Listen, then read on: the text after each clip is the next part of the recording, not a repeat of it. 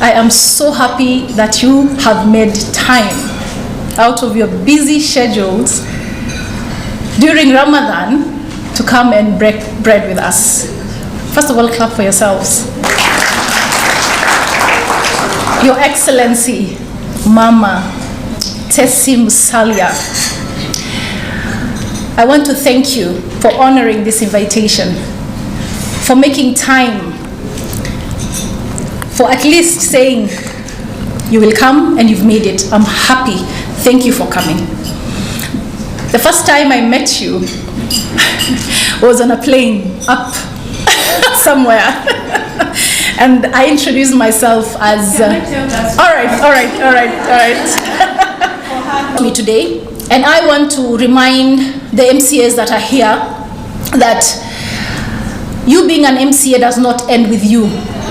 You need to empower the ones who are looking to be MCAs one day, not nominated, but elected.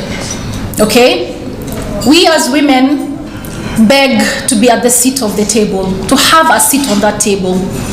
But I think there's unity in numbers, there's power in numbers. And the fact that we have decided, let's come together as women of the North and unite. You know, all these votes that we get from across the country, behind that is us women. Do you know that? It's a mother, it's a daughter, it's a sister who sits with her husband, who sits with the community leader, who sits and says, listen, let's mold it this way. Okay? And the men come and they take the seats, they're given the tickets, and they vie and they contest and they win. Now, it's not all about politics. Okay? There are many other spheres where we can be leaders in our own rights, earn our own respect, and I think with your leadership, Mama Tessie, I think we're headed in the right direction. We as women are also bestowed positions in this government, and I am a good example. I think there was a speaker who said we've been forgotten. I don't think we've been forgotten. Being the only Muslim woman in cabinet, in the executive, from the CSS to the PSS, being the only one, I'd love to see more of us, inshallah, in the future. I want to use this platform to mentor our girls, just like I was mentored. Okay? I want to hold the hand of any girl from northern Kenya, from the whole country, and I speak this as a PS, not just northern Kenya, the whole country. Our girls need mentorship, and not verbal mentorship. They need mentorship where you actually take someone through school and sit them down, help them choose a certain career path. Why? What are the reasons? You understand? Make them love that particular career. Let us reflect on the wise words of the Quran and the believers, and that men and women are protecting friends of one another. They enjoin the right and forbid the wrong. So tonight, as we gather here, let's remind ourselves to do the right by being by each other's side and being each other's keeper. My dear sisters, I believe that empowerment is not just about gaining individual strength, but it is about lifting each other up as a community. This principle of solidarity can be seen in the exemplary life of Khadija radiallahu anhu, the first wife of the Prophet Muhammad sallallahu alaihi wasallam, a successful businesswoman and a strong supporter of the early Muslim community. Her unwavering faith and dedication serves as a beacon of inspiration for all of us.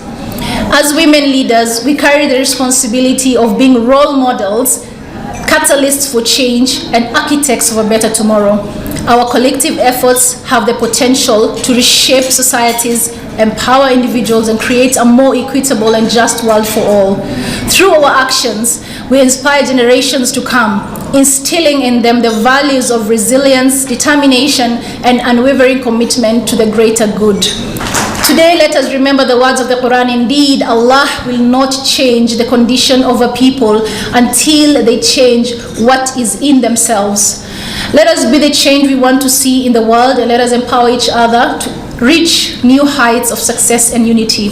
As you are aware, His Excellency the President of the Republic of Kenya, His Excellency Dr. William Samoei Ruto, is committed to ensuring the full implementation of the 2/3 gender rule within his UDA party and the broader Kenya Kwanza government by formulating new laws, which he mentioned in the G7 the other day, if you are watching, that if you have a male candidate for a presidential candidate, the deputy will be female, and governor too. You see, there's change in regulations and constitutions that we need as a party and as Kenya Kwanza. But the fact that he has acknowledged that we have a say as women, and the fact that he has acknowledged that there is strength in numbers when it comes to women, I think we should give His Excellency a clap, even if he's not here.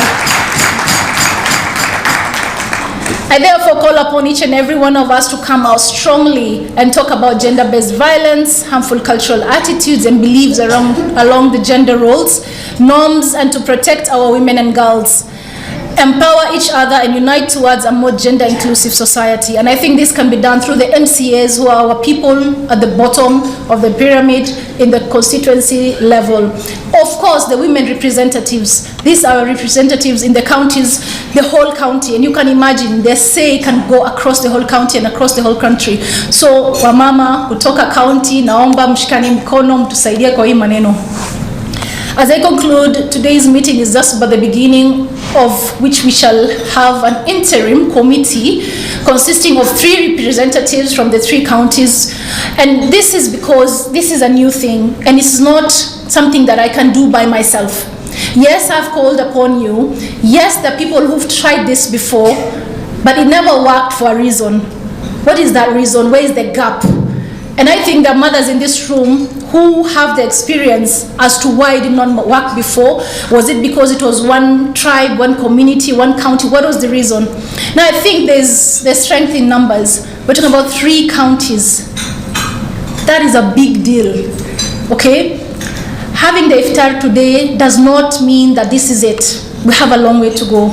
And I would like to formulate some sort of organization with your help and the experience of the likes of Ambassador Ruqia Subo, the likes of PS, former PS Fatuma Hirsi, the likes of the leaderships who are here, Wamama, the leaders who've been here before us.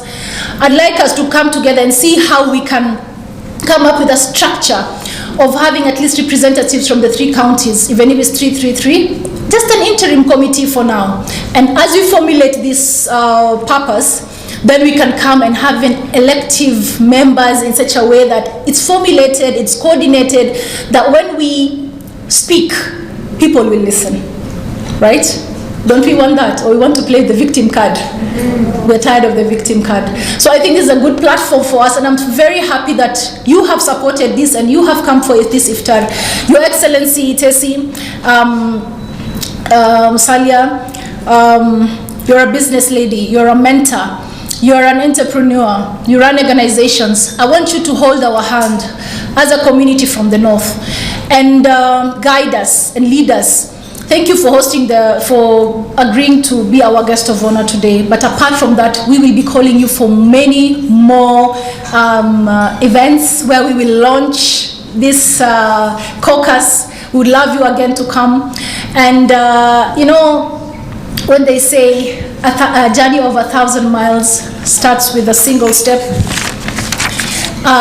of course, the first step is today. We have taken this step. I don't want to leave anybody behind. I want to go with all of you, all of us, okay? You are part and parcel of our story, and the story of Northern Kenya will not be told by one person, okay? We need to go together, we need to move together, and inshallah, I'll keep you posted in conjunction with the leadership of the mamas who have pushed for this agenda.